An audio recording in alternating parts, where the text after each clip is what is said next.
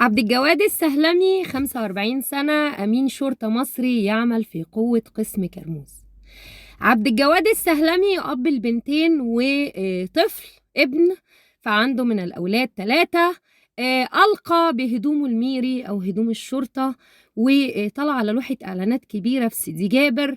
عبد الجواد السهلمي عمل اللي محدش في مصر قدر يعمله، رفع علم فلسطين الحرة الأبية بإذن الله، وأعلن كونه فرد أمن مصري بيعترف أن عبد الفتاح السيسي خاين وعميل. ماذا فعلت به القوات المصرية؟ البواسل أخفوه قسريا. عبد الجواد مختفي قسريا، أهله ما يعرفوش عنه حاجة من يوم الجمعة.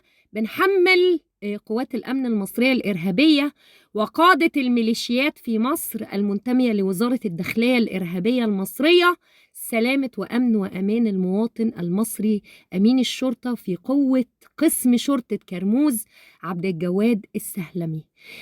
عبد الجواد ما عملش حاجة غلط. عبد الجواد قال الحقيقة. عبد الجواد رفع علم فلسطين.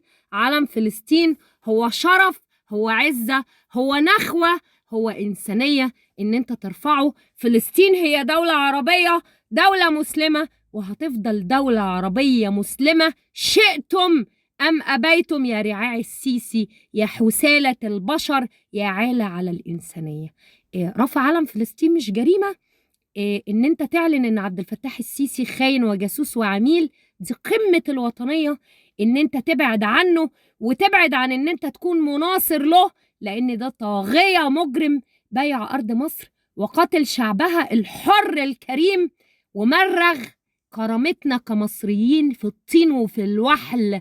وعبد الجواد بيحاول يغسل عاركم يا أندال يا أوساخ يا